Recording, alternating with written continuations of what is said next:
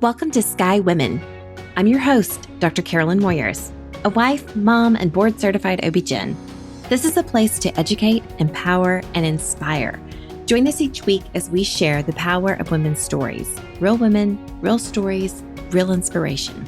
Put on your stretchy pants. Let's get going.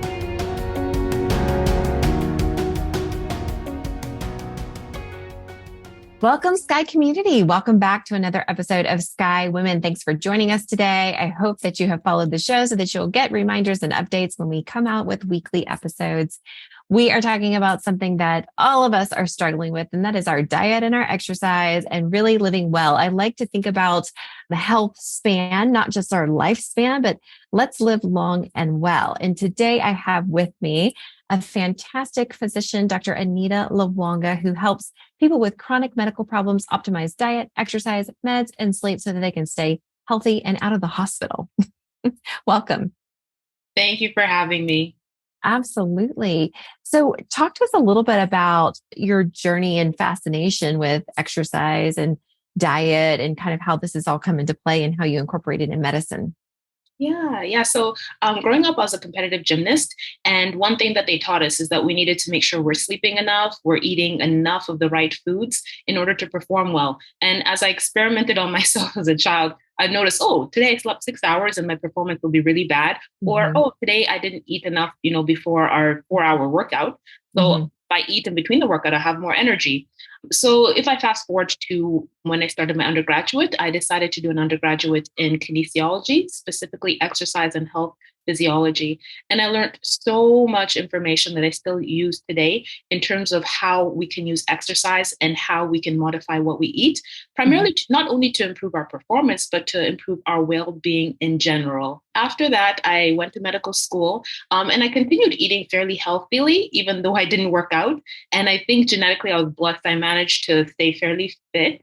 And then fast forward to residency, which you mentioned that to all physicians, they cringe because we know all of us have the worst sleeping habits and the worst eating habits during residency. And for me, it was just like, as long as I got my caffeine lattes in with all that sugar, Right. Yeah, I was fine. And I'm like, I'm skinny. I can eat what I want to eat. So I'd have like chocolate bars in my pocket in between rounding, just eating the worst food. And if I was lucky, I'd remember to eat a decent dinner. And I managed to cruise that way, but I knew that was not healthy. By the time I started working as attending, I knew that I was being a hypocrite. I was telling my patients, you need to eat better. You need to eat well. You need to exercise. And around the corner, I'm like, okay, I'm going to go to Starbucks. I'm going to go pick up my muffin on the way home. And that was probably my first meal, like 3 or 4 in the afternoon. And I was like, I need to make a change. So I made some drastic changes, but probably all the wrong changes at the wrong time. I was working night shifts at the time, and I think a lot of people have heard of the challenges that night shift workers have in terms of their cortisol levels and their hormones not rebalancing. Yeah. And I was like, I'm going to work out. So I'd be doing HIIT or high intensity workouts probably 5 or 6 days per week before going to work, not sleeping. And then because of the stress of working, especially the stress of the pandemic and seeing so many people pass away and having to communicate this to family members who couldn't be there, I would use food to deal with the stress of that. So sure. If I had to make a phone call, I'd be like, okay, I'm going to order something from Starbucks. After I make this phone call, I'm going to need a little comfort food.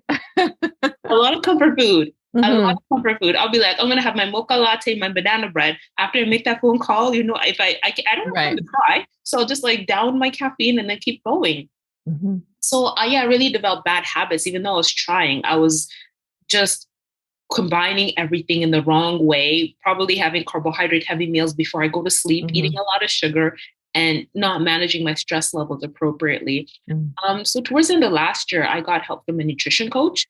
And even though he was not a physician, he told me everything in such simple ways.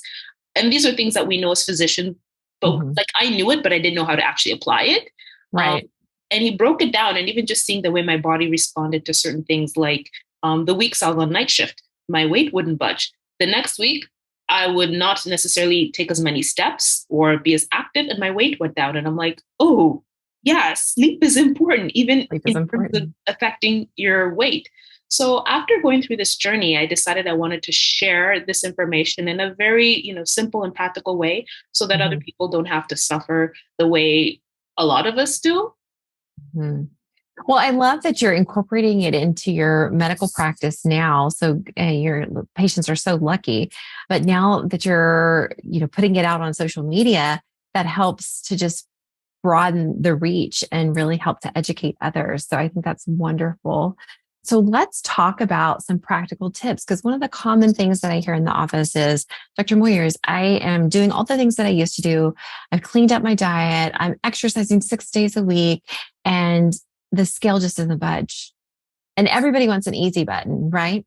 We all know that we need to eat better and we need to work out better. But as you alluded, like you were doing the things, but not necessarily in the right order and not necessarily the right type of exercises for your body.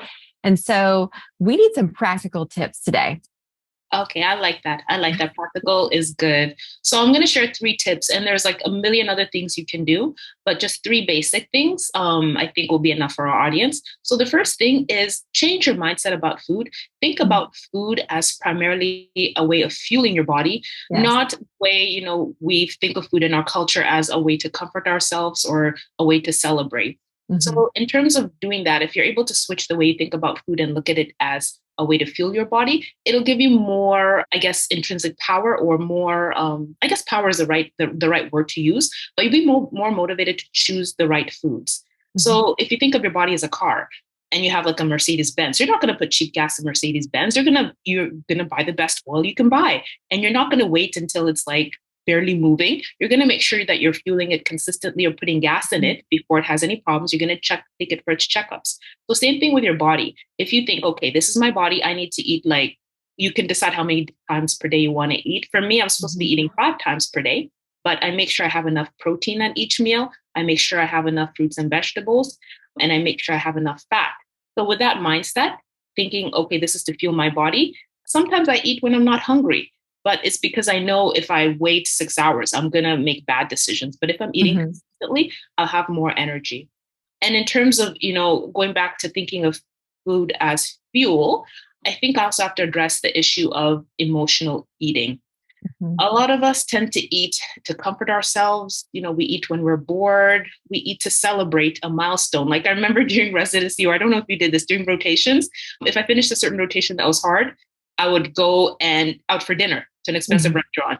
So there's other ways to celebrate. You don't need to spend money and you don't need to eat to celebrate. You can just have the intrinsic joy of completing that milestone and celebrate that.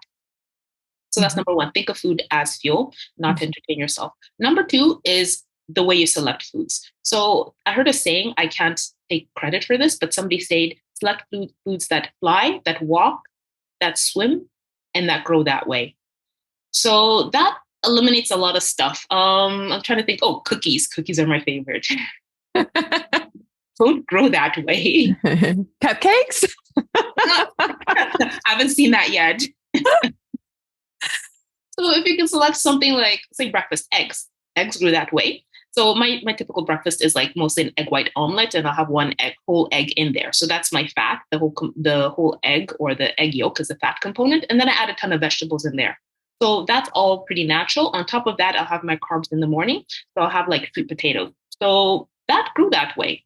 Another substitute you can make is rice. So most of us eat white rice. Instead of selecting white rice, select brown rice. The husk that they remove has a different flavor. It takes some getting used to, but that's where most of the nutrients and the fiber is.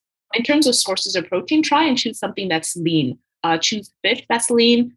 Choose chicken that's lean. Beef occasionally, probably not more than 3 times per week. If you're vegan, you can try things such as soy protein. And then in terms of liquids, try not to drink your calories. Try to drink water. I love lattes. I love all the sugar, all the sprinkles, and I know. I noticed Starbucks was your crutch. Yes. I'm probably one of their best. Used to be one of their best. Right. Yeah, I think that's a good one. And alcohol is a piece of that too that we need to talk about, because that's a big place that people are drinking their calories.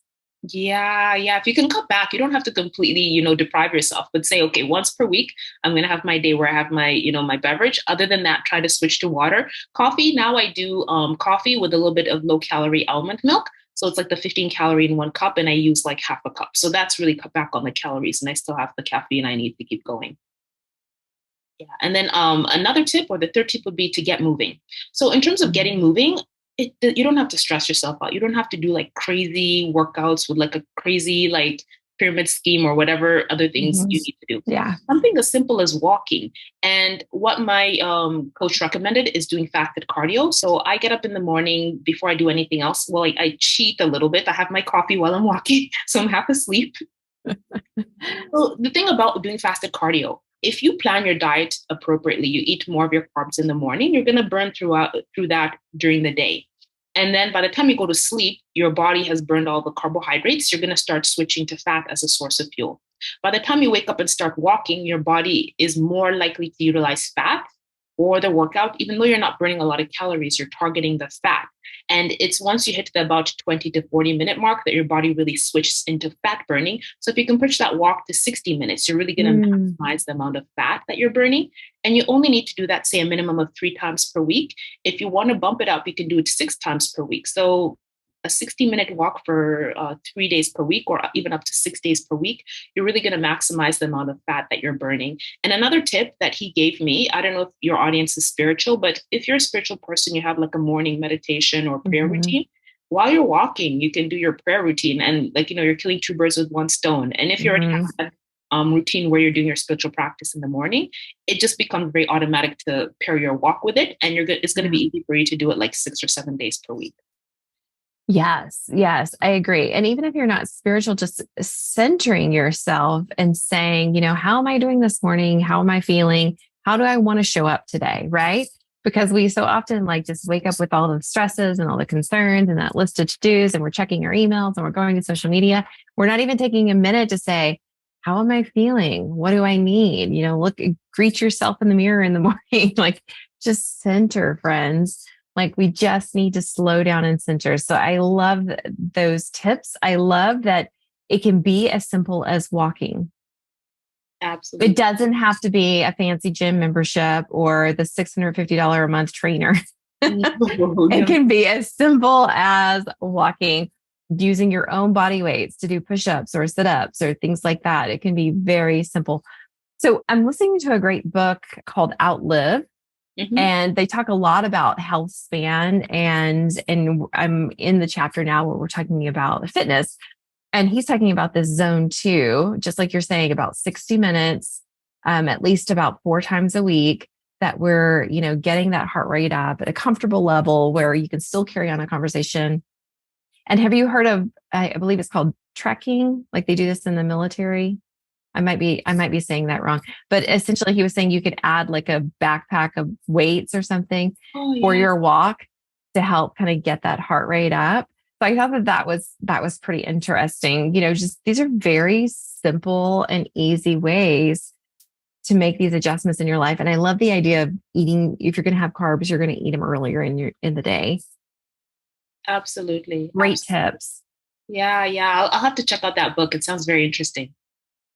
Yeah, absolutely. I'm going to look it up actually right now, so I tell everybody exactly what it is. Yeah, it's called Outlive: The Science and Art of Longevity, and it's by Peter Attia, MD.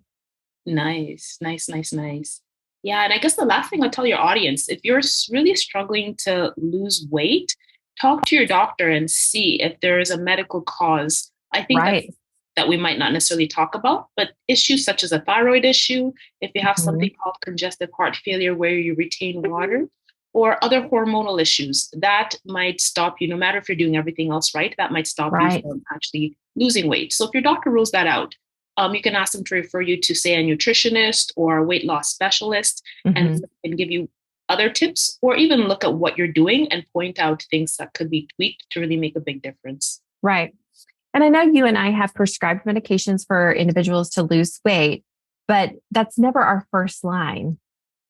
Yeah. So can you speak to that? Yes, that's a great point that you're bringing up. The challenge with these medications, they're effective, but depending on what your insurance is like, you might have to pay out of pocket. So these medications can be quite expensive. Beyond the expense, these medications are not free of side effects.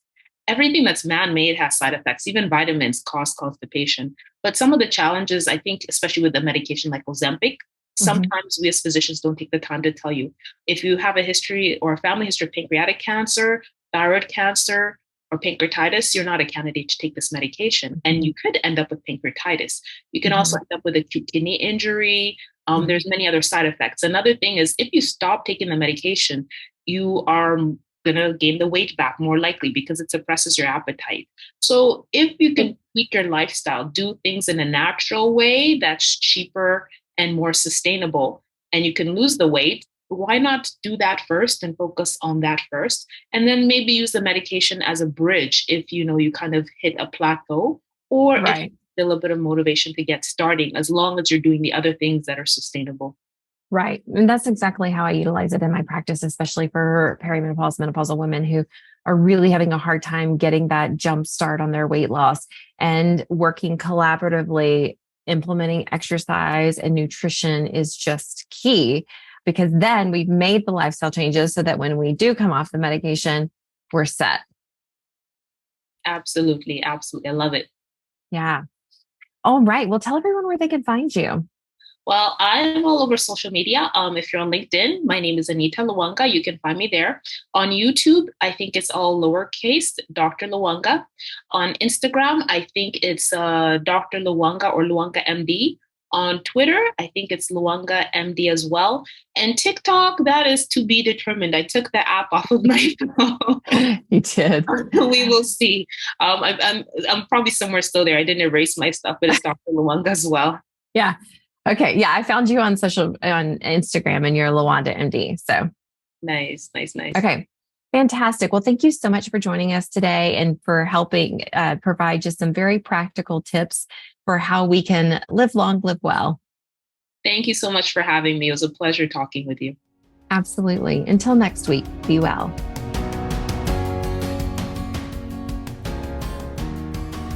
All right, Sky community, thank you for listening to another episode.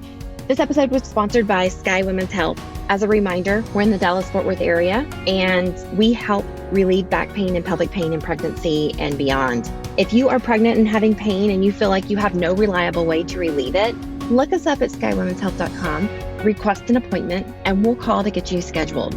As a board-certified OBGYN with a Neuromusculoskeletal Medicine fellowship, I help you realign with hands-on drug-free treatment and relieve pain on the spot without medication. We'll help you maintain these results through your pregnancy and postpartum period. Every pregnant person deserves this, and we are so excited to serve you.